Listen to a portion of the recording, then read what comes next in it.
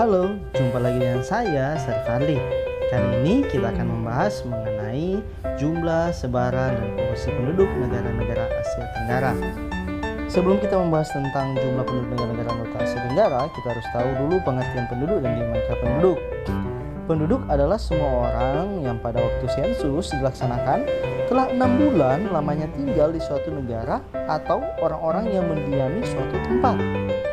Sedangkan dinamika penduduk adalah perubahan jumlah penduduk dari waktu ke waktu yang disebabkan oleh kelahiran, kematian, migrasi, dan faktor lain seperti bencana alam dan peperangan. Ada dua sifat dinamika penduduk. Yang pertama, dinamika penduduk berdasarkan demografi. Bersifat demografi berkenaan dengan jumlah, susunan, dan perkembangan penduduk. Yang kedua, dinamika penduduk bersifat non-demografi yang berkenaan dengan tingkat pendidikan, tingkat kesehatan, dan juga tingkat pendapatan penduduk. Sumber informasi data penduduk dapat diambil melalui pertama, registrasi. Registrasi adalah kumpulan keterangan yang mencatat terjadinya peristiwa-peristiwa kelahiran, kematian, dan segala kejadian penting yang mengubah status sipil seseorang sejak lahir sampai mati. Yang kedua, sensus. Keseluruhan proses mengumpulkan, menghimpun, menyusun, serta menerbitkan data demografi, ekonomi, dan sosial yang menyangkut semua orang pada waktu tertentu di suatu negara atau wilayah dalam 10 tahun sekali. Sedangkan survei, yang terakhir adalah survei. Survei adalah pelengkap sensus penduduk karena bisa dilakukan kapan saja tergantung topik dan kebutuhan. Survei penduduk hanya mengambil data sebagian penduduk karena hanya mengambil sampel penduduknya. Jumlah penduduk negara-negara ASEAN tahun 2015 dapat dilihat dalam tabel berikut ini. Yang pertama, Brunei berjumlah 423.000, Filipina 100.699, Indonesia 257.564, Kamboja 15.578, Laos 6.802, Malaysia 30.331, Myanmar 53.897, dan seterusnya sampai Vietnam dengan total 632.000 penduduk.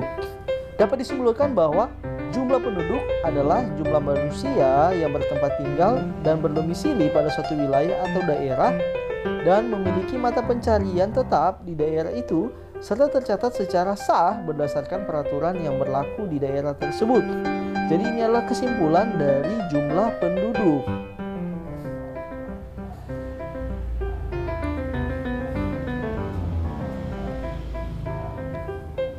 Yang kedua, persebaran penduduk negara-negara anggota ASEAN.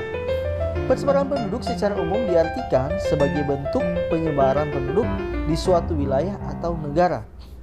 Persebaran penduduk dibagi berdasarkan dua. Yang pertama berdasarkan geografis dan yang kedua berdasarkan administrasi pemerintahan. Kalau berdasarkan geografis adalah karakteristik penduduk menurut batas-batas alam seperti pantai, sungai, dan danau. Sedangkan administrasi pemerintahan adalah karakteristik penduduk menurut batas-batas wilayah administrasi yang diterapkan oleh suatu negara. Faktor-faktor yang menyebabkan persebaran penduduk tidak merata. Yang pertama itu faktor lingkungan alam berupa iklim, bentuk permukaan bumi, dan sumber daya alam. Yang kedua faktor lingkungan budaya berupa pusat pemerintahan, adanya kota-kota besar, dan keberadaan daerah industri. Persebaran penduduk satu negara dapat dihitung berdasarkan angka kepadatan penduduk. Makna dari kepadatan penduduk adalah jumlah penduduk dalam setiap wilayah seluas 1 km persegi. Rumus kepadatan penduduk ialah jumlah penduduk per luas wilayah. Kepadatan penduduk negara-negara anggota ASEAN tahun 2015 dapat dilihat dalam tabel berikut ini. Ya, ada 10 negara anggota ASEAN ya, ada di tabel berikut ini dengan rata-rata kepadatan penduduk adalah 94.000. Komposisi penduduk negara-negara anggota ASEAN. Komposisi penduduk adalah susunan atau pengelompokan penduduk berdasarkan ciri-ciri tertentu. Contohnya menurut umur, jenis kelamin, pendidikan, mata pencarian, agama, dan tempat tinggal. Komposisi penduduk menurut umur dan jenis kelamin berguna untuk mengetahui perbandingan jumlah penduduk laki-laki dan perempuan serta jumlah kelompok usia muda, dewasa, tua, dan jumlah usia produktif dan non-produktif. Komposisi menurut pendidikan berguna untuk mengetahui perbandingan jumlah penduduk yang tidak sekolah, tamat SD, tamat SMP, tamat SMA atau SMK, dan perguruan tinggi. Komposisi menurut mata pencarian berguna untuk mengetahui presentasi jumlah penduduk berdasarkan mata pencarian atau pekerjaan. Komposisi menurut agama berguna untuk mengetahui penduduk yang menganut agama Islam, Kristen, Hindu, Buddha, Konghucu, Katolik, dan lainnya. Komposisi menurut tempat tinggal berguna untuk mengetahui perbandingan penduduk yang tinggal di perkotaan dan perdesaan. Tujuan dibuatnya komposisi penduduk ada 5. Yang pertama, mengetahui sumber daya yang ada, baik menurut umur atau jenis kelamin. Kedua, membandingkan keadaan penduduk dengan penduduk lainnya. Ketiga, menghitung rasio jenis kelamin dan angka beban ketergantungan. Keempat, mengambil kebijakan yang berhubungan dengan kependudukan. Dan kelima, menentukan dasar perencanaan pembangunan. Berikut adalah tabel dari komposisi penduduk menurut umur ya, tahun 2015. Di tabel itu yang pertama ada nomor negara, baru klasifikasi umur 0-15 tahun, 15 sampai 64 tahun, baru ada 65 tahun ke atas.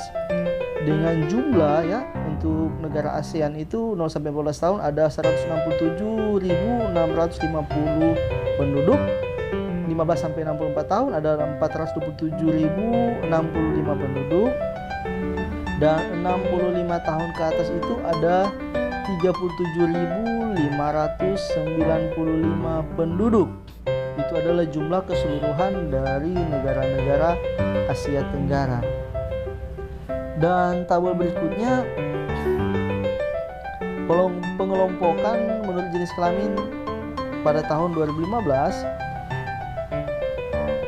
Jumlah seluruhnya ya, untuk laki-laki perempuan di negara ASEAN ada 315.547 untuk laki-laki, perempuan ada 316.759 dengan total 632.305 penduduk di negara ASEAN.